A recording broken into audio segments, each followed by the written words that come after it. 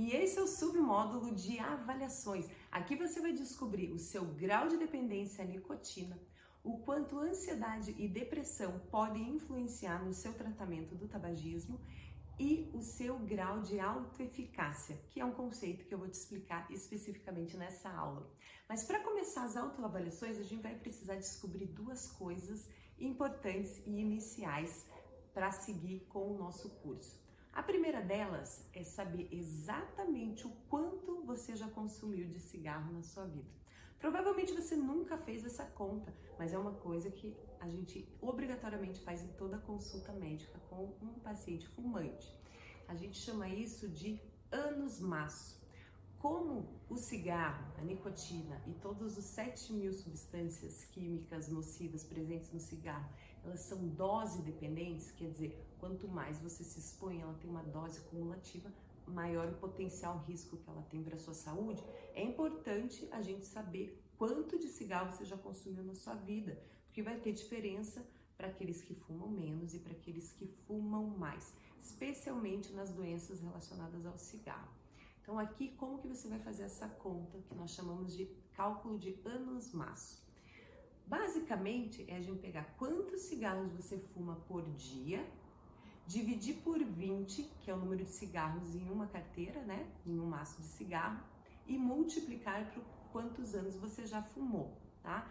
Parece bem simples, mas normalmente o fumante, ele obviamente não começa fumando 2, 3 maços que ele está fumando agora. Ele vai aos poucos, e isso é importante a gente saber. Então aqui você vai fazer esse exercício de recordação, e para isso eu acho melhor você anotar, fica mais fácil, e busque, primeiro assim, provavelmente você lembra com que idade você começou a fumar, e talvez você tenha feito algumas pausas, depois voltado. Isso é muito comum, por exemplo, para as mulheres, engravida, daí fica um período sem fumar, depois volta, e isso às vezes confunde nessa conta, né? Então tente analisar isso por períodos marcantes da sua vida.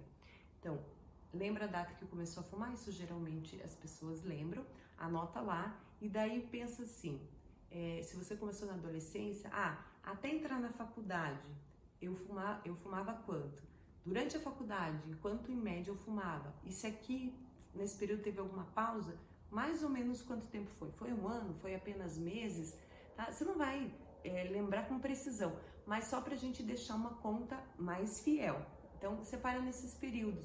Geralmente, o que a gente mais lembra são esses marcos maiores. Então, período que você é solteiro, que você é casado, antes de ter filho, depois de ter filho, ou a faculdade, um intercâmbio fora, depois eu voltei, me mudei, eu estava nesse apartamento, fui para outro, eu morava nessa cidade, mudei para outra. Aqueles grandes marcos na sua vida, e daí você mais ou menos vai saber o quanto que você fumou nesse período. Aí você vai juntar tudo isso, quantos cigarros você fumava, divide por 20 e multiplica pelo número de anos. Se variar muito, você faz dentro dessas janelas. Então, 6 anos de faculdade de medicina. Nesse período, eu fumava um maço só. Foi depois de formado que eu fui para 2 maços. Então, nesse período, você põe lá um maço, 20 cigarros, divide por 20 vezes 6. 6 anos maço. Aí vai somar com o próximo período. Depois da faculdade, eu já tenho 10 anos de formado. Aqui eu estava fumando 2 maços.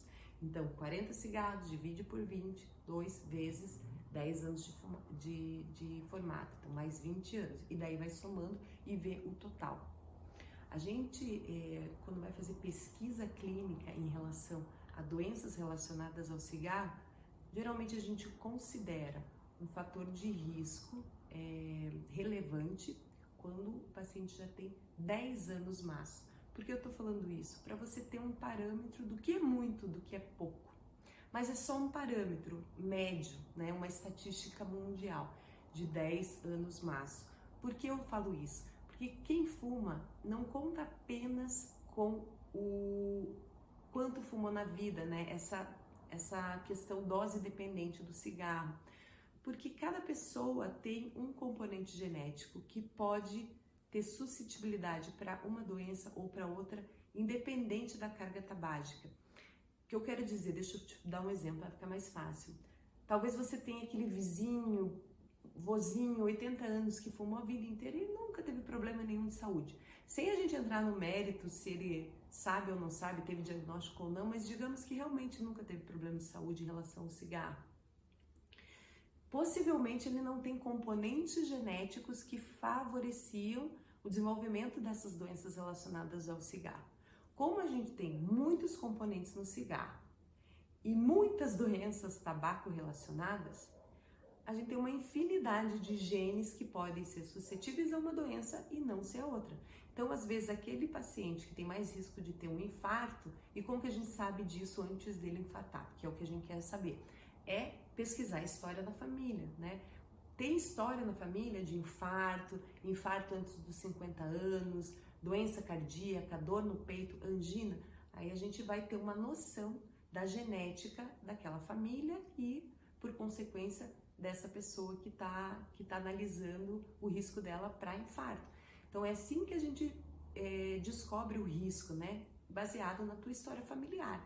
Um dia, que provavelmente não seja muito distante, a gente vai ter um conhecimento genético, né? Um mapa genético, e a medicina será toda orientada para o que a gente já sabe, né? A gente vai ter todos esses spoilers. Aqui tem um genezinho que é mais suscetível a câncer, aqui tem um outro que é mais suscetível à demência e assim vai. Por enquanto a gente não tem isso, então o que a gente tem é a história familiar e história de doenças prévias que você tem apresentado. Então, sempre o risco de desenvolver ou não doenças relacionadas ao cigarro depende do quanto você já se expôs ao cigarro, né? A carga tabágica, anos-maço, que é isso que a gente vai calcular aqui, e qual é a tua suscetibilidade genética, que eu ainda não tenho como descobrir num exame de sangue, com um exame genético ali que eu passo no laboratório e saio com um relatório. Então eu sei disso diante dos indícios da história familiar. Mas é essa interação entre esses dois fatores que dizem quem vai ter enfisema, quem não vai ter, quem vai ter câncer, quem não vai ter, quem vai infartar, quem vai ter derrame, quem vai ter trombose e quem não vai ter nada. Mas você concorda comigo que como é muita doença relacionada ao cigarro, é uma roleta russa a gente contar de que eu acho que eu não tenho nenhuma predisposição genética a fazer nada dessas doenças. Muito difícil, né? E fora isso, a gente vai expor quem está ao nosso redor ao tabagismo passivo, que é comprovadamente possível de ter doenças relacionadas ao cigarro somente por tabagismo passivo, sem nunca ter fumado. E aí entra a minha predisposição genética e a predisposição genética de quem está convivendo comigo, que geralmente são pessoas que a gente ama muito e não quer também causar nenhum dano a elas. Então, bora lá, anote sua carga de tabaco, né? A carga tabagística ou carga tabágica, vocês vão encontrar esses temas, a gente chama de anos-maço. Isso é importante para você ter consciência do quanto na vida você já acumulou de risco para doenças fumando, e isso tem um motivo de eu propor esse exercício aqui, porque você vai fortalecer mais ainda o seu comprometimento em tirar esse fator de risco para tantas doenças da sua vida. Vamos lá? Põe aí, anota esse valor e vamos continuar nosso módulo.